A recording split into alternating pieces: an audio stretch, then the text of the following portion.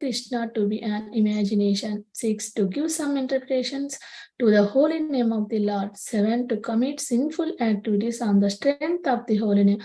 8. To consider the chanting of Hare Krishna as one of the auspicious ritualistic activities which are offered in the Vedas as fruity activities, Karma Kanda.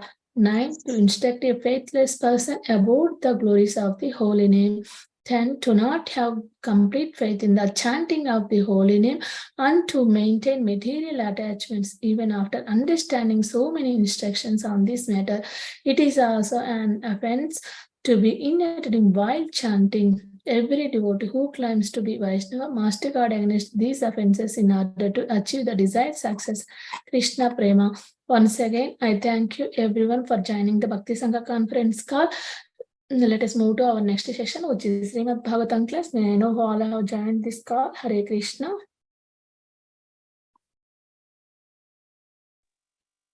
Hare Krishna. Radha Pyari Mataji, this is Sagari Devi Dasi from Baltimore. Please accept my humble obeisances. All wish Srila Prabhupada, all wish Maharaj and all the devotees. Hare Krishna. Hare Krishna, Mother Kamadiki Mataji, Dandavad Pranam, all Guru Ishta Srila Prabhupada. Thank you so much, Mataji, for joining the call and giving the association. Hare Krishna. Hare Krishna Hare Mataji. Krishna. Hare Krishna, Radha Pyari Mataji, Dandavat Pranam, Srila Prabhupada ki jai, Guru Maharaj ki jai. This is Sagari Devi Dasi from Charlotte. Hare Krishna, Sagari Mataji, Dandavad Pranam, Srila Prabhupada. Beautiful story. Hare Krishna. Thank you, Mataji. Hare Krishna.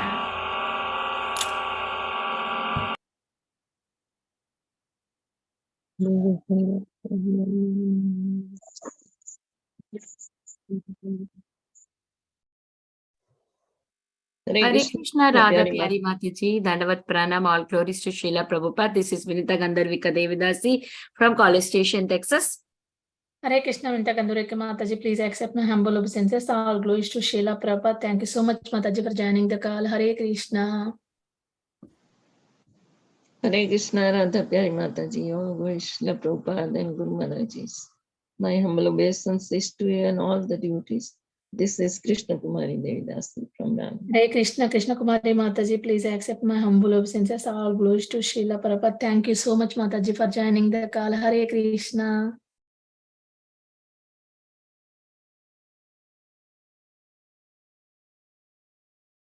Hare Krishna Mataji, please accept my humble obeisances unto you and all of the devotees here. All glories to Srila Prabhupada and Guru Maharaj. This is Ekaradhika Lila Devi Dasi. Hare Krishna, Ekaradhika Lila Mataji, Dandavat Pranam, all glories to Srila Prabhupada. Thank you so much, Mataji, for joining the call. Hare Krishna. Hare Krishna, thank you Mataji.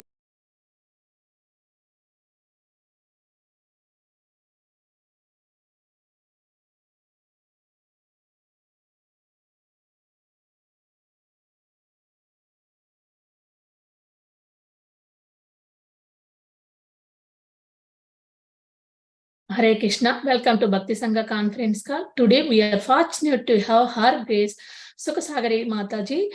Mataji to enlightening us on the topic of Srimad Bhagavatam 7th canto, first chapter, verse 12 onwards. First, I would like to go for introduction. Vinta Gandharvika Mataji, you want to do Mataji introduction? Thank you, Mataji. Dandavat Pranam Shilpa Padam Gurudev. Yeah, Hare Krishna. So we are very fortunate today to have Her Grace Sukha Sagari Mataji. Here is a brief introduction about her. Sukha Sagari Mataji is a disciple of His Holiness Giriraj Swami Maharaj. She has been in Krishna consciousness over a couple of decades. She joined in ISKCON in 2003. She was initiated. She got her first initiation in 2018, and she's known for her lovely Krishna Kirtan. She's very, very sweet singer, like a honey, her voice is. And she got her recently her second initiation on June 3rd on this year, 2023. and she gives her beautiful classes in all different forums of Bhakti Sangha classes. Like she did Bhagavad Gita series, and she did classes on Chaitanya Bhagavat, Chaitanya Charitamrita, kids classes. She also facilitated for Madhava Youth Bhajan classes, summer camp classes, many classes that she has given on Bhakti Sangha, and she is a regular attendee of Bhakti Sangha.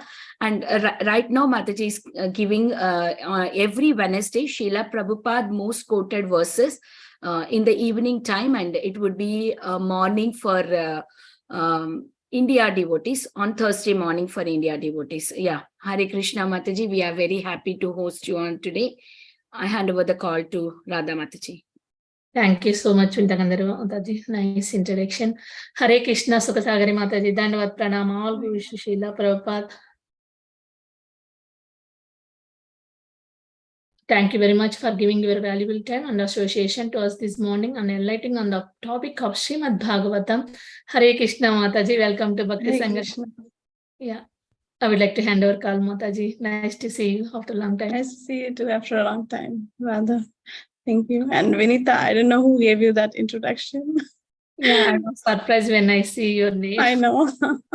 Okay, anyways, yeah, thank you.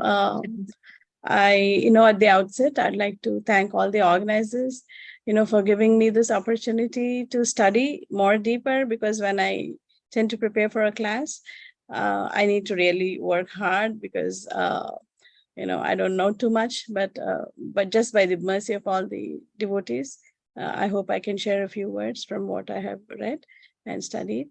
So without further ado, I'd like to share my screen. So Vinita, I hope I have the screen sharing. Yes, Mataji. Okay, thank you so much. I hope you all can see my screen here. Yes, Mataji. Okay, yeah, sure. So we'll be discussing, the 7th canto, chapter 1, verse 12. And the 7th canto deals with the science of God. And here, the chapter 1 is discussing the theme of how Lord Krishna, he is impartial. He's not partial to anybody like that. So that's where we'll start. And I'd like to actually sing this bhajan and get Srila Prabhupada's mercy before we start off with the class. This is one of Srila Prabhupada's very favorite bhajans. So I'd like to, sing this one for his pleasure. So, I'm not sure, others can follow on, but let me just try. So this bhajan is actually authored by Narottam Das Thakur, and it's from the album Prarthana. And it's a very sweet bhajan which says how, uselessly, I'm endeavoring without, having that love for Radha and Krishna, like service to Radha and Krishna, like that. So we'll go over the translations after the bhajan. So let's start. Hari Hari Bifale Janama Gavai Hari Hari Bifale Janama Gavai Manusya Janama Paya Radha Krishna na bhajiya Manusya Janama Paya Radha Krishna na bhajiya Janiya Shuniya Bisha Hainu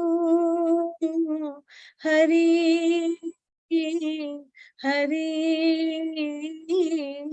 Bifale Janama Gavai Golokera Premadhana Hari Nama Sankirtana Golokera Premadhana Hari Nama Sankirtana Ratina Janmilo Kenita संसार विशानले दिवानिशिया ज्वले संसार विशानले दिवानिशिया ज्वले जुराइते ना कोई उपाय जुराइते ना कोई उपाय हरि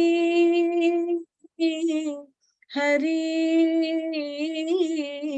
विफले जन्म गवाय ब्रजेंद्र नंदन जी शचि सुत होइलो से ब्रजेंद्र नंदन जी शचि सुत होइलो से बलराम होइलो निताय दीनाहीना जाता छलो हरि नामे उद्धारिलो दीनाहीना जाता छलो हरि नामे उद्धारिलो तारा साक्षी जगाई माधाय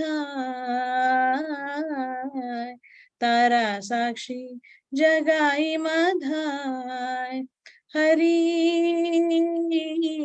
हरि विफले जन्म गवाय हा प्रभु नंद सुत वृषभानुसुत जुत हा प्रभु नंद सुत वृषभानुसुत जुत करुणा करो हे बारो नरोत्तम दासा कोई न ठेली हो रांगा पाए नरोत्तम दासा कोई न ठेली हो रांगा पाए तोमा बिने के आचे आमार तोमा बिने के आचे आमार हरि हरि विफले जन्म गवाय विफले जन्म गवाय जय श्रीला प्रभुपाद की जय नरोत्तम दास ठाकुर की जय. Can we take turns to read the translations, please, if anybody is inspired? Sure, Mataji. I will go ahead first one. Oh Lord Hari, I spent my life uselessly, having obtained a human birth and having next worshipped Radha and Krishna. I have unknowingly drunk poison. Can someone read next one? The treasure of divine love. Hare Krishna Dandatna Mataji. Mataji. The treasure of divine love in Goloka Vrindavana has descended as the congregational chanting of Lord Hari's holy names. Why did my attraction for that chanting never came about? Day and night my heart burns from the fire of poison of worldliness, and I have not taken the means to relieve it. Thank you, Mataji. Dandatna. Lord Krishna, who is the son of the king of Vraja, became the son of Sachi, Lord Chaitanya, and Balaram became Nitai. The holy name delivered all those souls who were lovely and wretched. The two sinners, Jagai and Madai, are evidence of this. Hare Krishna. O Lord Krishna, son of Nanda, accompanied by the daughter of Vrishabhanu, please be merciful to me now. Narottama Dasa says, O Lord, please do not push me away from your reddish lotus feet, for who is my beloved except for you? Hare Krishna. Thank you, dear devotees, for helping me there. I'll need your help more too on the other slides, if there is something to read. So I so appreciate this. And with this prayer, like how Narottam Das Thakur is praying, that please be merciful to me now. Do not push me away from your reddish lotus feet, for who is my beloved except for you. So with this prayer, we can start today's session. We can discuss today's verse and translation and purport. So let me recite the verse. Yaesha rajannapi kalayishita sattvam surani kamiva ivaidhayatyataha tat pratyanikana suran surapriyo rajastamaskan praminotyurushravaha Yaesha rajannapi kalayishita sattvam surani kamivaidhayatyataha तत्प्रत्यनीकानसुरान् सुरप्रियो रजस्तमस्कान् प्रमिणोत्युरुश्रवाः य एष राजन्नपि कालईशिता सत्वं सुरानीकमिवैधयत्यतः तत्प्रत्यनीकानसुरान् सुरप्रियो रजस्तमस्कान् प्रमिणोत्युरुश्रवाः Any devotees would like to read the synonyms and translations, please? Go ahead, Mataji. Hare Krishna. Shall I, Mataji? Yeah, please go ahead, Mata. Which Isa, this Rajan, O king, Api, even Akalaha, time, Ishita, the Supreme Lord, Ishita, Supreme Lord, Sattvam, the mode of goodness, Sura Anikam, numbers of demigods, Iva, certainly, Idayati, causes to increase, Ata, hence, Tat Pratyanikan, inimical to them. Asuran, the demons, Surapriya, being the friend of the demigods, Raja Tamaskan, covered by the passion and ignorance, Paraminoti, it destroys, Urushava, whose glories are widespread. Thank you, Mataji. Nandatma. Thank you. Okay. Has anybody else raised their hands who would like to read the translation, or I could go ahead too? Okay, let me go ahead and read the translation. O king, this time factor enhances the sattva guna. Thus, although the Supreme Lord is the controller, he favors the demigods who are mostly situated in sattva guna. Then the demons who are influenced by tamo guna are annihilated. The Supreme Lord induces the time factor to act in different ways, but he is never partial. Rather, his activities are glorious, and therefore he is called Urushrava. A very beautiful translation. Let's move on to the purport. Now, anybody inspired to read the purport, please? May I, Mataji? Yeah, please go ahead, Mata. Hare Krishna. The Lord says in Bhagavad Gita 9.29, Samo aham sarva bhuteshu name devasya tisti na priyaha. I envy no one, nor am I partial to anyone. I am equal to all. The Supreme Personality of Godhead cannot be partial. He is always equal to everyone. Therefore, when the demigods are favored and the demons are killed, this is not his partiality, but the influence of the time factor.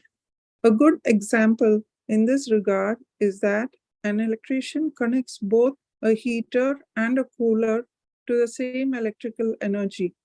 The cause of the heating and cooling is the electrician's manipulation of the electrical energy according to his desire. But factually, the electrician has nothing to do with the causing heat or cold, nor with enjoyment or suffering that results. There have been many historical incidents in which the Lord killed a demon, but the demon attained a higher position by the mercy of the Lord. Putana is an example. Putana's purpose was to kill Krishna. Ahobakiyam stanakala kutam. She approached the house of Nanda Maharaja with the purpose of killing Krishna by smearing poison on her breast. Yet, when she was killed, she attained the highest position, achieving the status of Krishna's mother. Krishna is so kind and impartial that because he sucked Putana's breast, he immediately accepted her as his mother. This superfluous activity of killing Putana did not diminish the Lord's impartiality.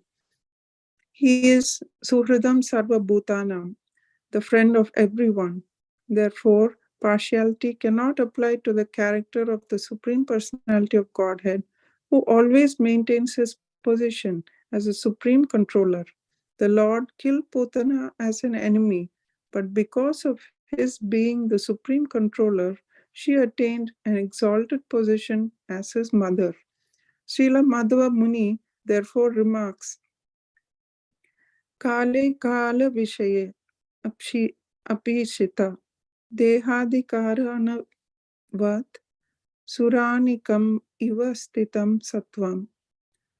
Ordinarily, a murderer is hanged, and the Manu Samhita, it is said that a king bestows mercy upon a murderer by killing him, thus saving him from various kinds of suffering. Because of his sinful activities, such a murderer is killed by the mercy of the king. Krishna, the supreme judge, deals with matters in a similar way because he is a supreme controller. The conclusion, therefore, is that the Lord is always impartial and always very kind to all living entities.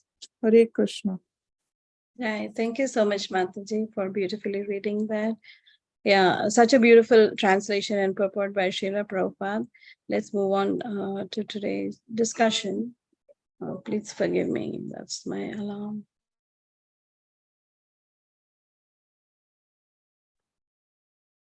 Om Ajnanatimirandhasya Jnananjanashalakaya Chakshurunmilitam Yena Tasmai Shri Gurave Namaha.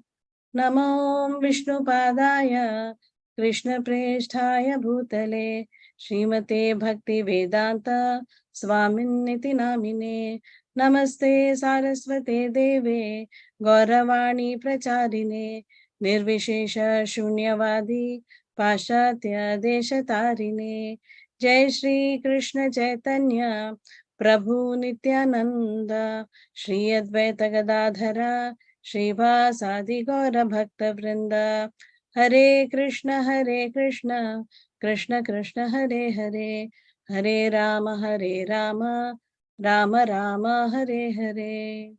Om Namo Bhagavate Vasudevaya. Om Namo Bhagavate Vasudevaya. Om Namo Bhagavate Vasudevaya. Hare Krishna, dear devotees, as I mentioned earlier, we're discussing this verse 12 from chapter 1 of 7th canto. And yesterday's class, Prabhuji had discussed all the, the 10 subject matters of Srimad Bhagavatam and given a short description of how, each canto kind of fits into, how these 10 themes fit into each canto. So Srila Vishwanath Chakravarti Thakur says that though, there are 10 subject matters in the Srimad Bhagavatam, these are sprinkled all over the Srimad Bhagavatam, but predominantly in each canto, we can find, one of these themes being discussed. Like, for example, in the later half of the 5th canto, we see that the different planetary systems, Bhugola, Bhumandala, and things like that are discussed. So that is basically referring to the Sthanam subject matter or the Sthanam theme of the 10, subject matters of Srimad Bhagavatam. And then this canto, like Prabhuji had mentioned yesterday also in his class, is discussing Utaya or the impetus for fruitive work. I just wanted to, share this slide because Prabhupada has given a very, very beautiful definition for Utaya and what should we do, in terms of what is the practical application when we say Utaya or the impetus that is being discussed in this canto. So as you can see on the right, there is a picture which says antagonist versus protagonist. So I'm sure we all know that in this canto, 7th canto, the protagonist is our own Prahlad Maharaj, and the antagonist or the villain in one sense is Hiranyakashipu. So what is the impetus for both of them to act in, different ways? So that impetus is called Udaya, and that's what this canto is themed after. And Prabhupada gives a very nice explanation to this. Let me just go ahead and read it. The conditioned soul forgets that the Lord is his eternal protector and maintainer, and thus an impetus for fruitive activity is manifested for one's self-maintenance. This desire for fruitive activity is the driving force behind all work within this material world. The karma vasanas are the accumulated residue of one's previous activities. Every material activity we perform creates a residual impression within our consciousness, which is carried with us life after life. The sum total of these impressions form our creative impetus to work. So as Prabhupada is so clearly explaining here, this is when we have interests separate from Krishna, and we, are not like totally surrendered unto the Lord, and, with the faith that he is the eternal protector and maintainer. And we tend to do things for ourselves because, we have other motives other than, devotional service to the Lord. So at that time, this creative impetus comes to us, right? So sometimes, we are seeking wealth or fame or, good health or whatever be it, some material pursuit. And then, we tend to engage in more activity to actually attain that goal of ours. So this idea of, thinking independently of Krishna and not for the service of the Lord is what gives a creative impetus on a material realm. But then from the spiritual perspective, or from a devotee perspective who has taken to Krishna consciousness, I've boldened that in the bottom. The true impetus of the living entity should be to go back to Godhead, to the supreme abode of Vaikuntha, and activities performed in that direction form the right path of work. So this is exemplifying Prahlad Maharaj. And the above part where Srila Prabhupada is explaining is exemplifying Hiranyakashipu. So borrowing from Canto 3, we saw that when Swayambhuva Manu and Shatarupa, they were married, and they approached, he approached his father, Lord Brahma, and he actually advised him to procreate. But then Swayambhuva Manu asked this question that, okay, we're ready to do you this favor. And Brahma is very proud of this son because his other sons took to, the path of spirituality, and they wouldn't engage themselves in this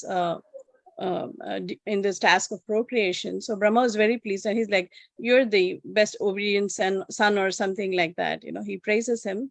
And then he says, so Swayambhuva Manu, he asks his father, like, what should I do? I mean, okay, where can me and my wife live? And where will all this progeny which we create live? So that time Brahma starts thinking, right? And when he's thinking, this the boar, the Lord Varahi, emerges from his nose, and then grows into a gigantic form, and then goes deep into the ocean, brings up Mother Earth, and then also kills Hiranyaksha there, like that. So at that time, Hiranyakashipu and his family are very kind of bereaved at this loss. And Hiranyakashipu actually starts preaching to his mother and his family. He talks great philosophy there, but internally, his mind is like, how can I avenge Vishnu, who did this, to my brother, who snatched away my brother from me? So, like the Prabhuji discussed yesterday, the ultimate impetus is that, Jay and Vijaya are taking these different births to actually humor the Lord, because the Lord wanted to enjoy this virya, this virya rasam. So that is the ultimate impetus. But the immediate impetus, as we can see, is, from the third canto, is that he just wants to avenge Lord Vishnu because he had killed his brother Hiranyaksha. So this is a desire which is very separate from the Lord. So it's not devotional service, it's his selfish desire. And more so in this case, it's actually pitched against the Lord himself, the Supreme Lord himself. So that's how a demoniac mind works. And to this effect, he tried to make sure that nobody in his kingdom uttered the name of Vishnu, and also punished his son, Prahlad Maharaj, who was a great devotee, since from his womb, he had actually heard the message of the Srimad Bhagavatam from none other than Narada Muni, who is a great, spiritual preceptor. We can see all through the Srimad Bhagavatam how Narada Muni is a guru to many of these great souls like that. So he had been, introduced to Krishna consciousness right from his, even when he was in the womb of his mother. So he could not give that up. And he was, despite all the trials and tribulations his father put him through, Prahlad always remembered the Lord's name and was totally surrendered unto the Lord. Like we know this pastime so well, and it'll also be discussed in the coming chapters too. So here, Prahlad Maharaj was totally surrendered, and Hiranyakashipu could do nothing about it. Like every time he put him to different trials or tests, Prahlad emerged victorious there. And so we can see how these two characters are actually being discussed in this canto of the Srimad Bhagavatam. So this was, from speaking from the Uteya, or from the, the impetus aspect. So this is what this canto is discussing about. With this short introduction, let's move on to what this chapter 1 in specific, discusses about. So there are a couple of themes there, but I kind of summarized into 3 themes here. So the verses 1 through 4 are questions by Parikshit Maharaj to Shukadev Goswami, which actually, is the heading or the title of this chapter. Like, why is the Lord actually apparently partial, like that? So that in this first 4 verses, we saw that in, you can see the verse reference as Srimad Bhagavatam 18:23 at the bottom, Hataputra Diti Shakra Parshni Grahena. So this is where it starts off. So this is the thread of continuation from Canto 6 to Canto 7. So we see that Diti is actually very, very, upset that both her sons are gone now. And she starts doing this Pumsavana sacrifice and tries to beget a son who can actually kill Indra. So we saw earlier how Hiranyakashipu was actually blaming Lord Vishnu and he wanted to avenge him. But Diti goes one step further and she's like, okay, this is all is happening because, Indra wants his position and his, place like that. So he is inducing, taking help of Vishnu and getting all this done for himself, and that's how my sons got killed. And so Indra is like very greedy like that, so she wants to avenge Indra, and so for that, to that effect, she wants a son, a very, very powerful son. But we also saw how Indra entered her womb, and he cut that into, he cut the womb in the embryo into like 48 maruts, and they all became like devotees. So Maharaj Parikshit at that time, he asked this question, right, to Shukdev Goswami. So how come, she was wanting a son who could actually destroy Indra, but then how come they all became great devotees? That was his first question after that. So then Shukadev Goswami describes how devotional service is all powerful and purifying.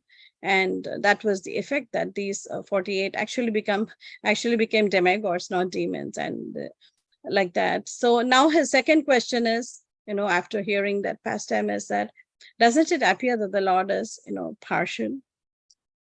So this is the question he raises in these first 4 verses. And then in verses 5 to 12, like so long, we've been saying some philosophical reasons Shukadev Goswami gives, like he gives the effect of the 3 modes of material nature. And then also the last verse yesterday, also touched on the time factor. And the verse today also is describing how time influences this, how it makes it kind of look as though, the Supreme Lord is partial, but in actual, he is not. And then from verse 13 onwards, we'll see that this will be another thread of discussion. So Shukadev Goswami will actually give this example, give this conversation between Narada Muni and Yudhishthira Maharaj to further explain, his stance, which he gives in verses 5 through 12. So that starts off with, Yudhishthira Maharaj being very surprised and astonished, like how, such a demoniac person like Sishupala when he was killed, he got liberated. He actually merged into the body of Krishna. So he's very surprised. And how can such a demoniac person get such a destination like that? So in the course of discussing these, Narada Muni answering Yudhishthira Maharaja's question, he goes into the different births, Shishupal, Dantavakra, Hiranyaksha, Hiranyakashipu, like that. And that's how, this leads to the pastime of Hiranyakashipu and Prahlad in the 7th canto. So that's a brief intro into how it segues into the other chapters. So let's delve into today's verse a little more deeper. So in the verses 5 through 12, Shukadev Goswami, he actually gives philosophical reasons, as I mentioned earlier. So the first part of these verses, 5 through 10, actually cover the effects of the three modes of material nature. So, but, as conditioned souls in this material world, we tend to act according as, our impetus, like we saw earlier, that we may have some motivations or some material desires which we want to be fulfilled. And these modes, they actually act in, they assist in fulfilling our desires, right? But then because we are conditioned, because we are conditioned with all these three modes of, we are in the conditioned state. So that's why these three modes act on, us like that. So, but for the Lord, he is transcendental. He's above these three modes of material nature. So in effect, there is actually, the Lord is not subject to any kind of, dualities per se. But because we are conditioned, we have this dual nature, like, for example, we tend to have some kind of, the partial sense of partiality in ourselves. Like, for example, even as parents, when it comes to raising our children, we do take, every parent wants to think their child is the best, right? And even if somebody else's child is doing much better, we try to kind of massage it and say that, no, but my child can do this much better, like we're trying to actually, in one sense, that sense of partiality comes up there, right? Because we have those attachments in this material world, we are attached to something, say our family or something. So the sense of partiality does creep in somewhere. And especially as a parent, you want your child to be portrayed as the best, like that. And but with Krishna, he is transcendent. He is not under this, he is not working under these modes of material nature. He is transcendental. He is Suhridam Sarvadehinam. And he is the benefactor. He's a well-wisher for everybody. So, Krishna is above all these dualities. And so there can be no partiality in that sense, So Prabhupada actually gives one example here, which he had heard from his Guru Maharaj. So there are two men, and one man actually is telling the other man that, hey, one of our friends, he's become like a high court judge, like that.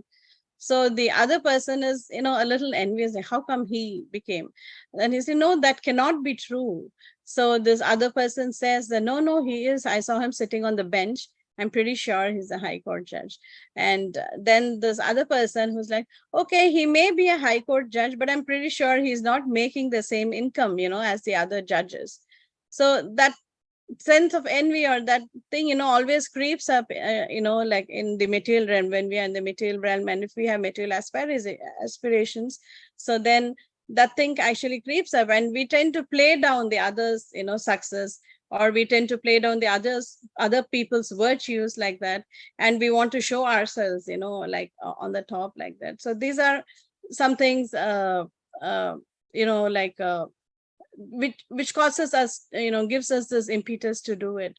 But the Lord, when he does anything, like, for example, even Lord Vamana, he actually took away all the land, all the, Bali Maharaj was actually ruling over all the whole world. But with 3 steps, he took away everything from him and he gave it back to Indra. But then in return, what did he get? He got the constant association of the Lord, right? So in one sense, Srila Prabhupada says that even in the battlefield of Kurukshetra, apparently, all these, so many people actually died there in the battlefield of, so many warriors, they died there in the battlefield of Kurukshetra. But then Krishna gave them, everybody, Prabhupada says that everybody was liberated on the battlefield of Kurukshetra. So it is such a small price to pay. Like people may ask that, they went through so much pain, like so many families lost their husbands or like that. There was so much pain, but what does this pain matter in front of, the liberation they achieved and the Lord gave there? So Prabhupada says that be it a demon or a devotee, for a devotee, the Lord comes and liberates them. For a demon, even, when the Lord kills them, also they are liberated. So the effect in one sense is the same. I mean, both are getting benefited by the Lord. So it is never that he can be, partial to anybody like that. The Lord, cannot be partial like that. So in this verse 12, so we see that how this time factor, the verse translation says that the time factor actually, it enhances the mode of goodness, or it also favors the mode of goodness, right? So that's why the demons are, victorious over the, the demigods are victorious over the demons. So we also see this in our practical lives, right? If we follow these principles of mode of goodness, like for example, we wake up early and eat a wholesome diet, and the different activities that are performed in mode of goodness and mode of passion, ignorance, the different kinds of food, the different kind of austerities and such are discussed in the Bhagavad Gita. So we learn from that a person who tends to actually follow these principles and lead a life in the mode of goodness has a longer life, right? He lives a longer. So time actually favors such a person, right?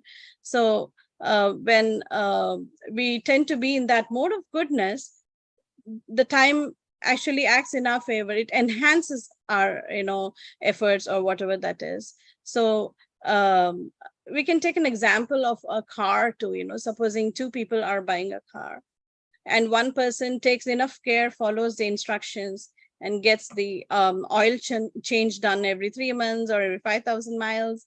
And then he also, gets his tires rotated and gets those inspections done on time. These cars tend to run more smoothly for a longer time. But imagine a person who is not doing any of these maintenance services, like on the time. So the car may break down at any time. So both of them got a new car, but one followed the principles, one followed what was needed to be done for it to run, but then the other did not, right? So can we blame the manufacturer or the car that was not good? This person got a bad deal, but that person got a good deal. No, but he kind of followed the rules and regulations like that. So that's what Prabhupada, when I showed the golden sentence towards the bottom, it said that, there Prabhupada says clearly that a person who is acting, for in an aim to achieve or in an aim to perform devotional service to the Lord. So that is the perfect path a human being must actually take. So then, once Prabhupada was asked this question that devotees are, by nature transcendental because they've taken to devotional service. So do devotees even have to cultivate this mode of goodness like that?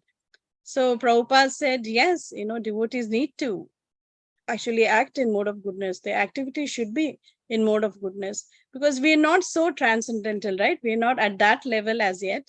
We still have long ways to go, and we will benefit from being, in cultivating these good habits.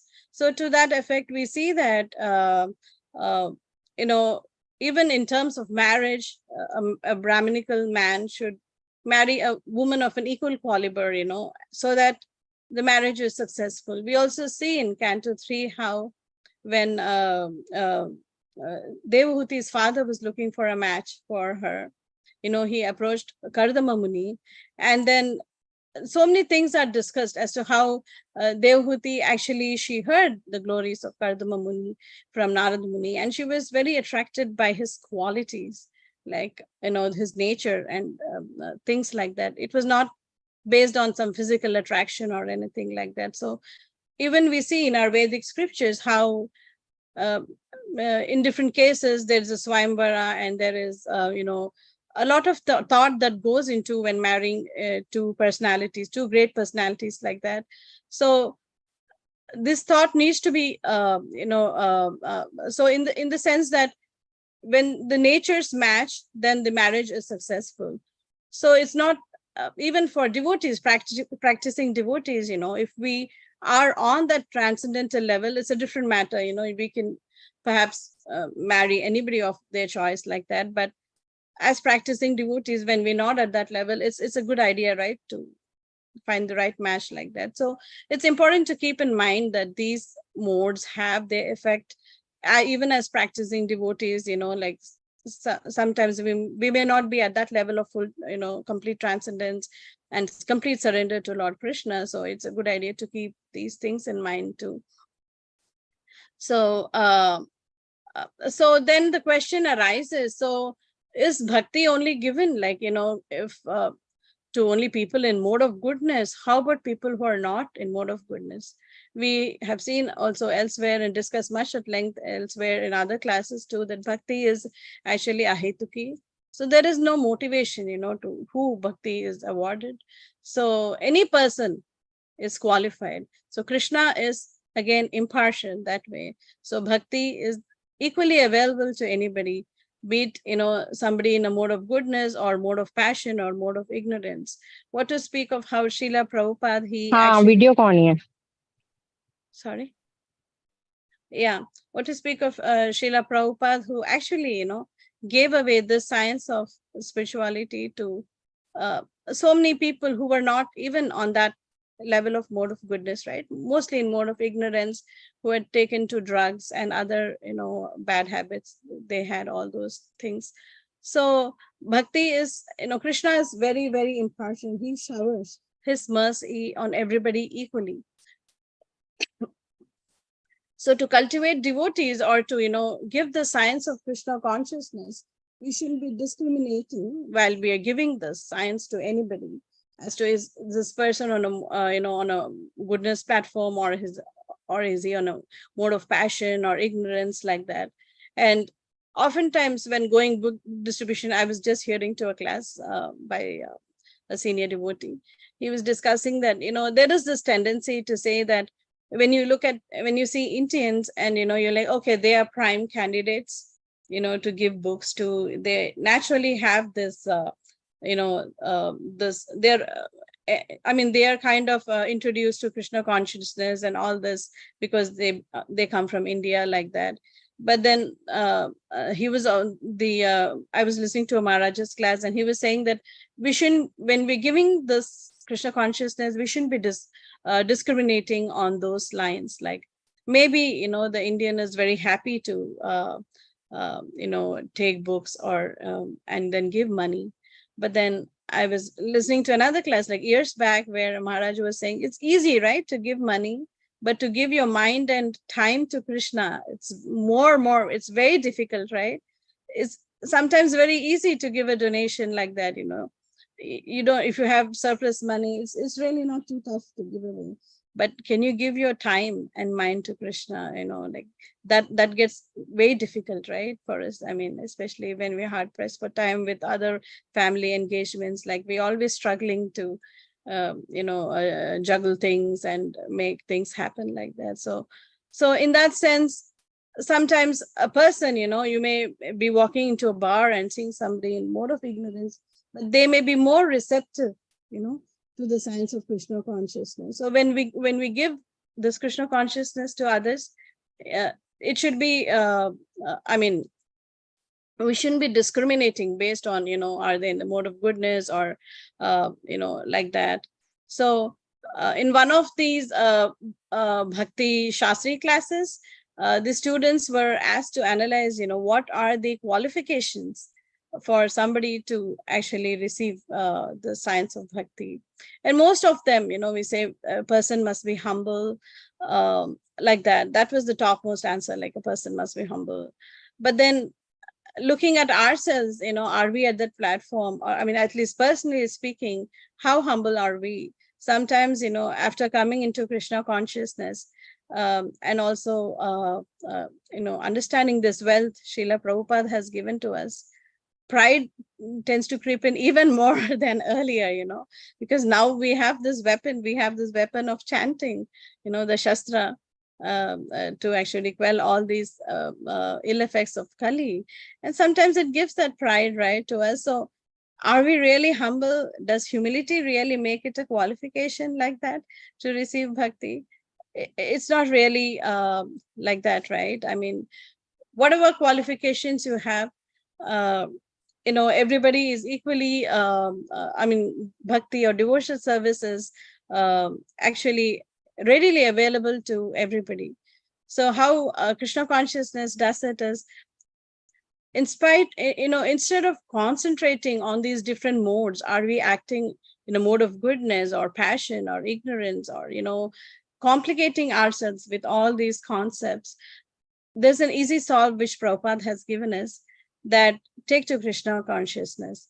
So there is this verse I'm trying to look up. Vishaya vinivartante niraharasya dehinah rasavarjam rasopyasya param drishtva nivartate. So when we have a higher goal in our hand, when in purpose, then the smaller goals are automatically achieved, right? And then also yasyasti bhakti bhagavati akinchana sarver gune tatra samasate suraha harava bhaktasya kuto mahadguna manorathena sati dhavato bahihi. So when a person begins to practice devotional service, he basically gets all these divine qualities, all these good qualities are invested in the person. That's what this verse, the second verse which I quoted, says, that yasyasti bhaktir sarver gunais tatra samasate suraha. So all these different godly qualities automatically come to us, right? So we don't have to make any separate endeavor or anything like that to be in a mode of goodness, or like that.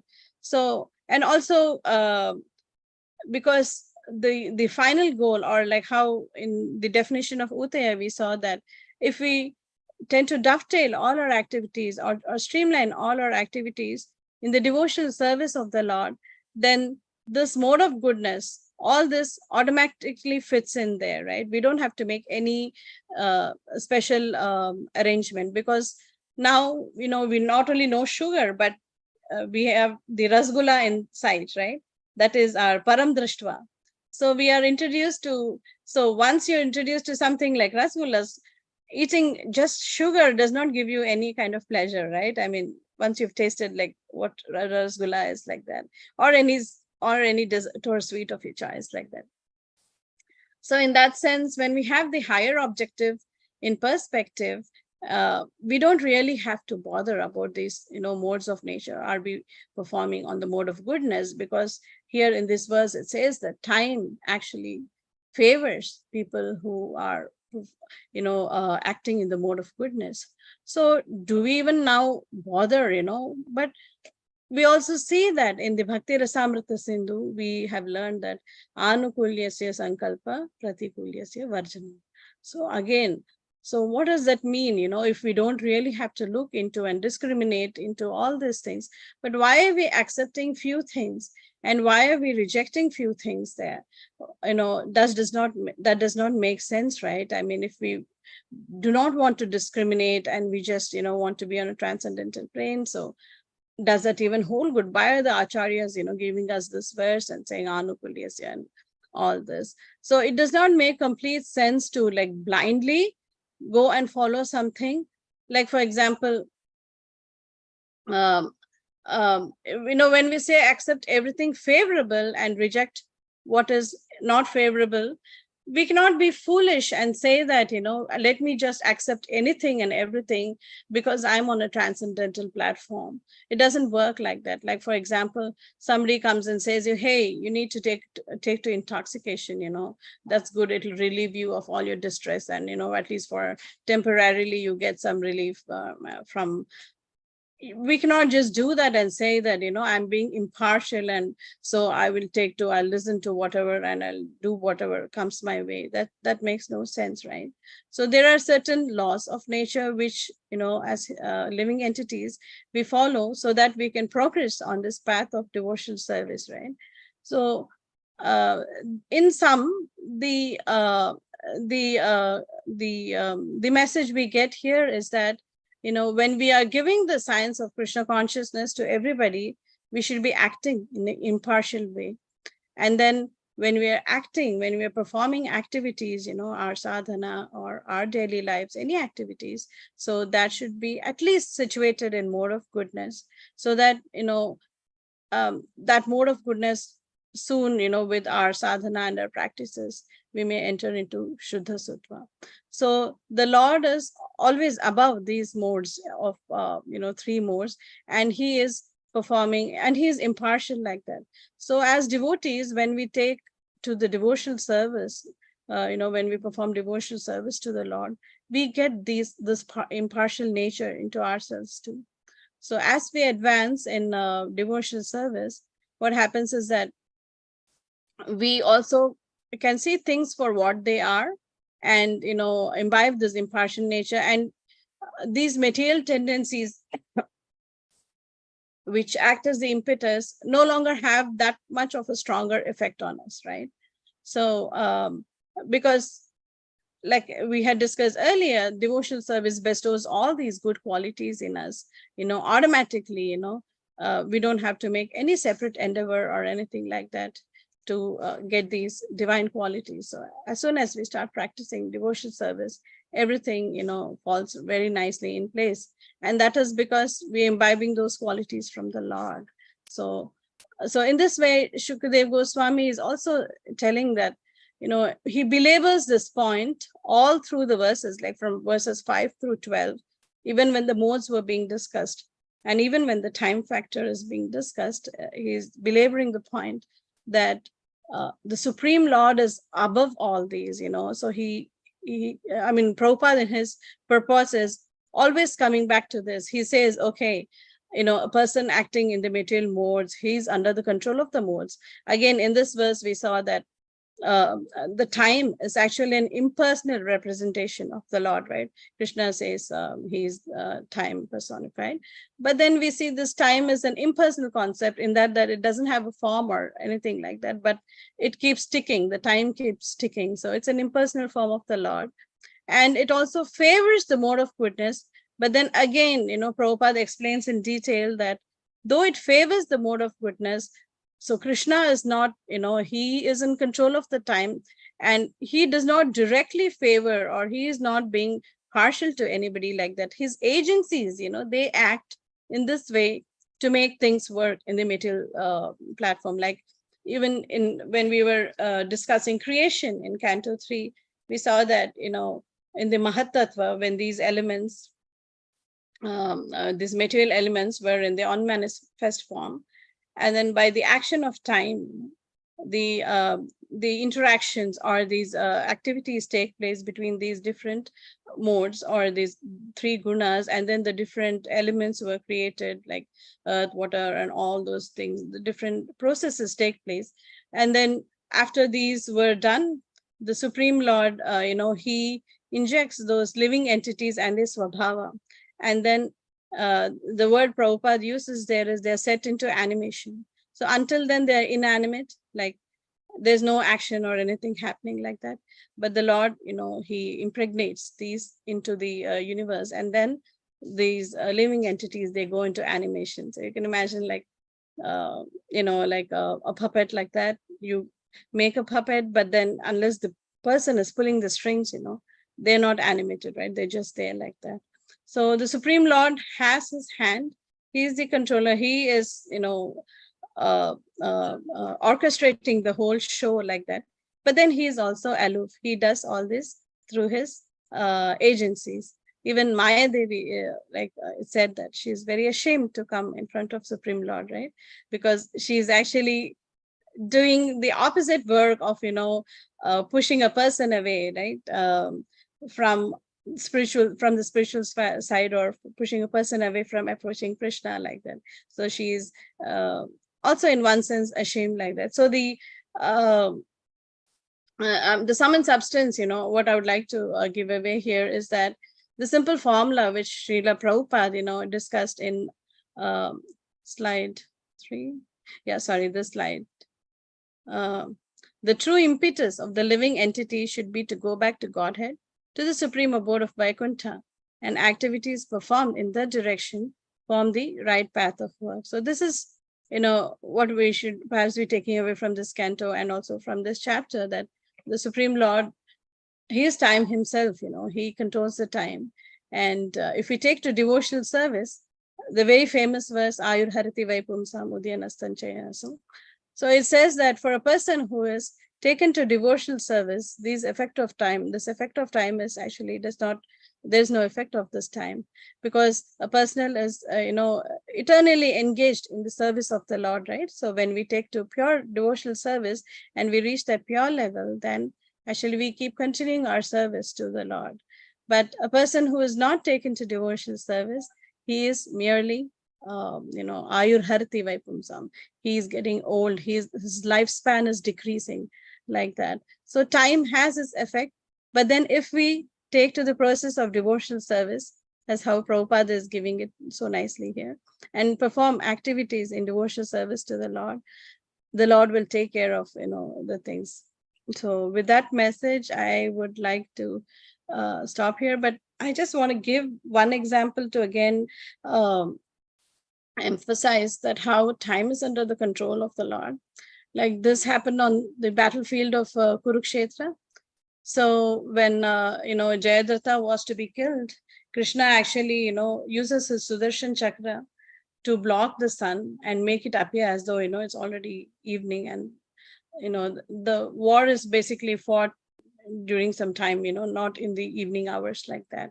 So at that time, he actually prods Arjuna and tells him that now is the time, go and cut off, his head, and, make sure that his head falls on the lap of his father. And Arjuna is like, why should I even do that? But then he carries the order of Lord Krishna. He's totally surrendered. So he was wondering, why is Krishna asking me to do this? So then and then when the head goes and falls on Jayadratha's father's lap, his head bursts into pieces. So he had got this benediction from Shiva, that whoever, from whosoever hands his head falls down onto the earth, if it hits the head, then that person's head also will be shattered into many pieces like that. So Krishna was aware of that, and he literally stopped time in one sense, to make this happen, for Arjuna to, become victorious like that. So the Lord has everything, the time, the modes of material, everything is under the control. They're acting under the, supervision of the Lord like that. So when we take to the devotional service of the Lord, then these all will act conducive to our devotional service. So all these factors. So I'd like to stop here, and please feel free to correct me if I made any mistakes, or please share your thoughts and realizations. Hare Krishna.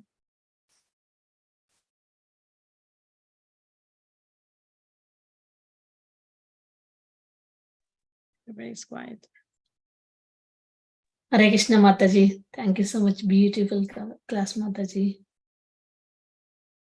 I'm requesting devotees, if anybody have any questions, please go ahead.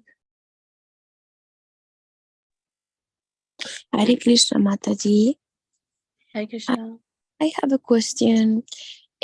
Because it's saying here that it was not Krishna, that Krishna is impartial, that it was the time factor.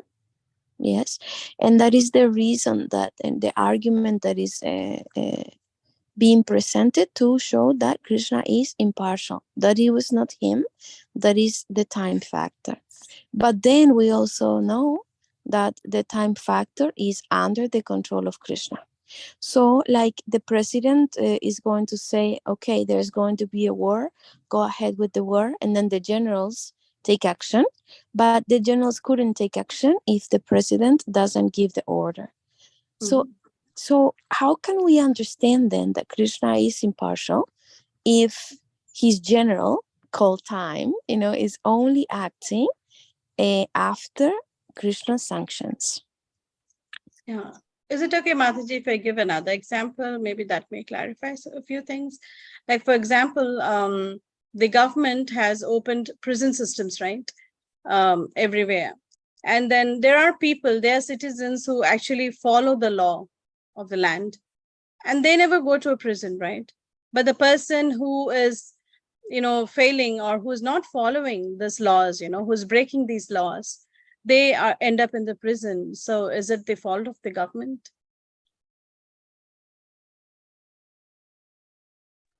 So is the government being impartial? There's the action of the people. Yes. So that is your answer, Mataji. So it's basically the action, like, we were also saying in the other verse, like this mode of this time factor favors people who are in the mode of goodness. So it favors, because it favors, like our system favors people, the government system favors people who are actually following the laws, right? But if they're not following the laws, then they go to a prison. So similarly, this time factor is just something in motion. This time, these three modes of material nature are there, in place. And they're just going in motion like that. The time repeats, right? The four yugas come and go, come and go, come and go, like that. So these are all in action. And the person who tends to be in that mode of goodness, for example, even, if we take to these, there are like different timings of the day which actually enhance our different modes. Like, for example, the early morning hours, if we take to the practice of waking up early, following the Mangala, chanting our rounds, and which I'm not doing, waking up so early myself, but that's the truth. Like, many devotees have said that. And so chanting our rounds early in the morning, finishing our rounds by, say 6:37, like there are effects, there are benefits to this. But a person who is not doing this, like, for example, it is obvious, right? Say some days we sleep in. So according to Ayurveda, a person, the time between 6 to 10 is that of Pitta or Vata, I'm forgetting. But then if a person sleeps into that time, what happens is throughout the day, one tends to feel very sluggish. And then we wonder why I slept in a lot, I slept till 8 or 9 in the morning, but still, why am I feeling like dull and inactive like that, right? So we are actually breaking those principles so that effect will automatically be there, right? But if we follow those principles and, wake up in those early hours, you will not feel that tired like that at the time. Maybe you will catch a nap in the afternoon or something like that. But there are effects of things, when we follow these laws, which are actually set, that is for our own benefit. It's not that the Lord wants everybody to follow a law. Like, for example, when the government says, no thievery, no this, no that, and put so many laws, and there's a prison system, it's not like the government wants to punish people. It's just that the government wants to take care of people who are on the right path, right? Who are following the laws, who are doing things nicely, who are doing things the nice way. So the Supreme Lord also, these things, the time, these modes of material nature, they are all in place, for a person to actually go closer to the goal of devotional service to the Lord. So these will act in your favor if we take to the laws, like follow the principles of mode of goodness. Like Prabhupada himself, he wanted everybody to be, like Brahminical in nature, like that. So naturally, these things, the detrimental effects, if we don't follow these things, those will also come into play. I hope that helps, Mataji. I'm sorry if I rambled off a little more. Yes, thank you, Mataji. Thank you. Hare Krishna.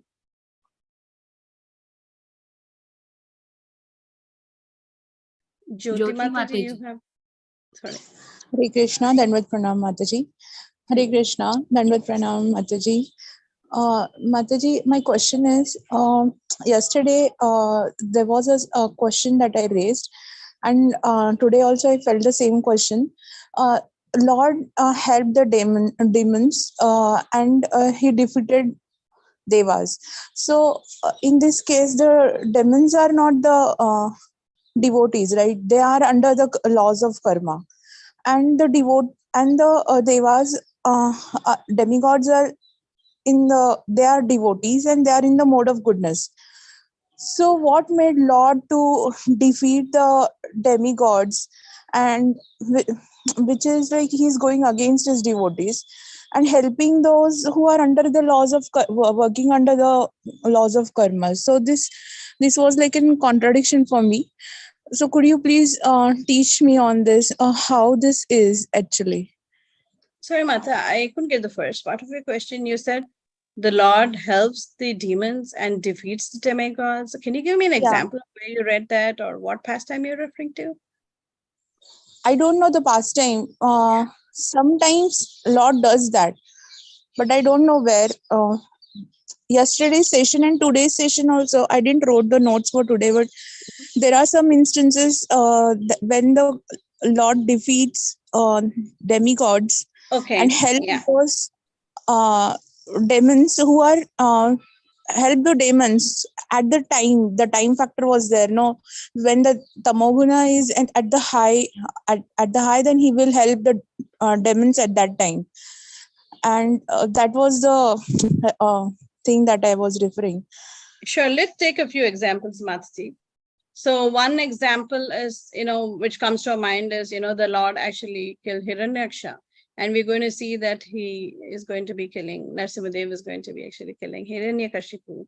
So this is for the benefit of the demigods, right? For the benefit of his devotees and demigods. So the Lord is actually killing 2 demons. So that is the first case.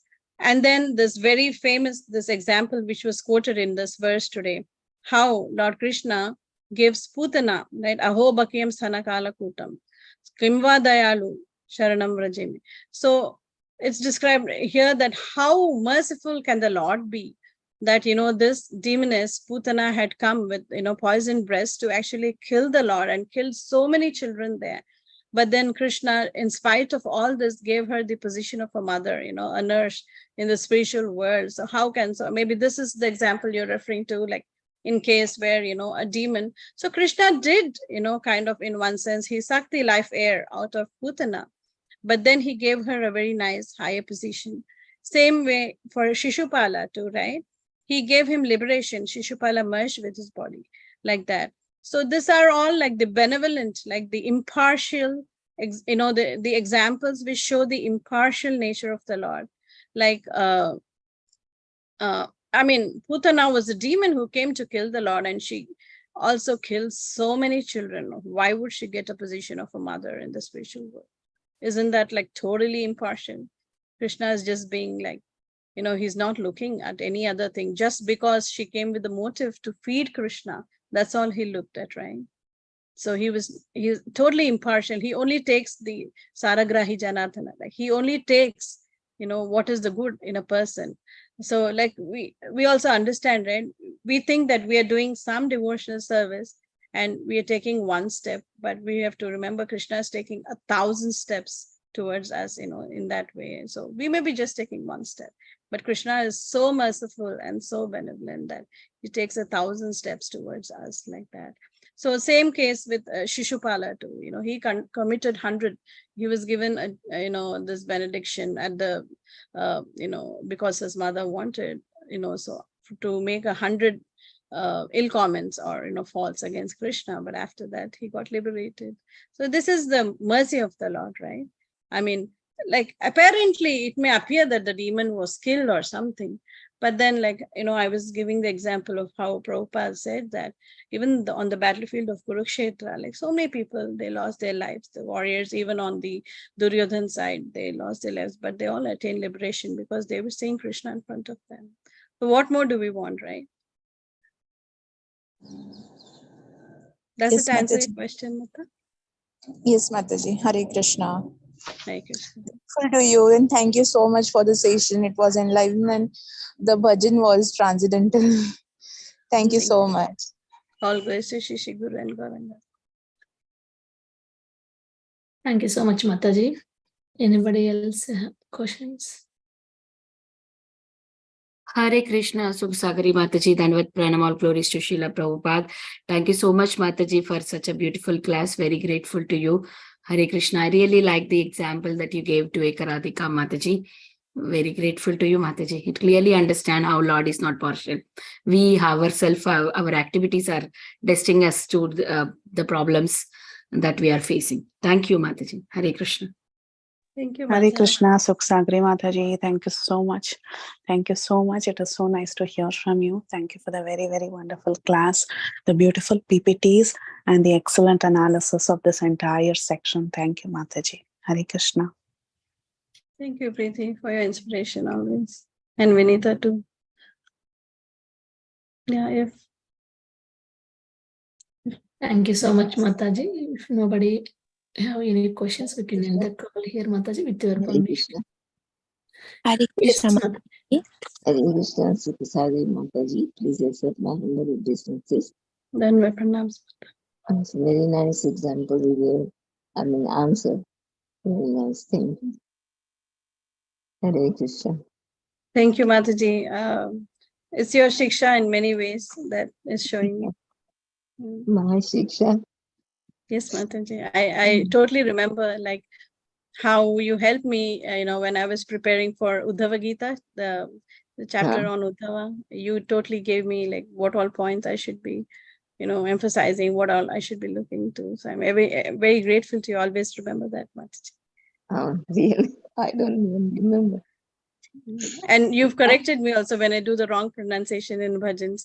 I so look forward to all those from you, Mataji. Thank you so much for always guiding me. Mataji. You're doing the good quality, but I don't. Anyway, thank you. But please have mercy on me. Hare Krishna. Hare Krishna. Thank you, Mataji. Prahlad Anand Prabhuji, please go ahead, Prabhuji, with your question. Thank you very much, Mataji, and thank you for allowing me to speak. Then with madam to everyone here. I just want to fine-tune some knowledge which we have about Bhagavan Krishna's mercy when he is punishing the demons. And this I heard from His Grace Keswanand Prabhuji, and I'm thankful to him. He says that it's not automatic. Then when Lord Krishna kills a demon, he goes to the spiritual sky. That's not automatic. It depends upon Lord Krishna's mercy. And, I had that idea that, when Lord Krishna kills a demon, he automatically gets liberation. But he said, no, it's not like that.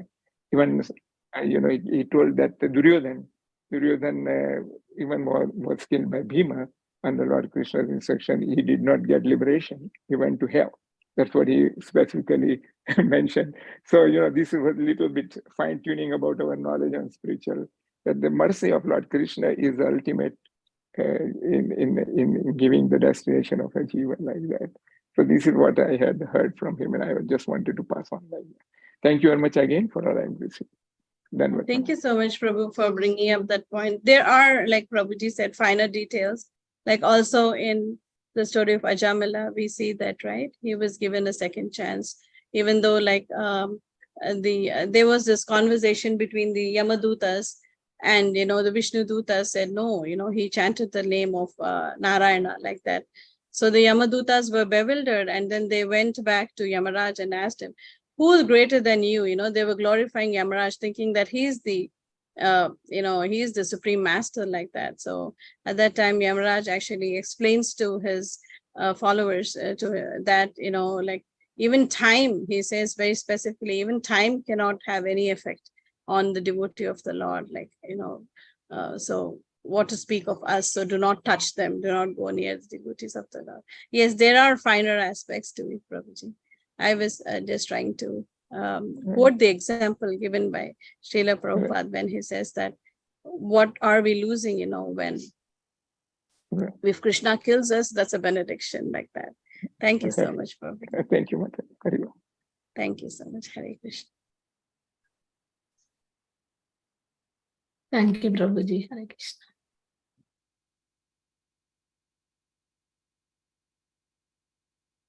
If nobody have any questions, we can end the call here, Mataji, with your permission. Thank you so much, Mataji. Thank you so much, Mataji, for enlightening class today. We are very grateful to you and we look forward to your association again and again in the future. Let's pay our obeisance to Mataji and all Vaishnavas.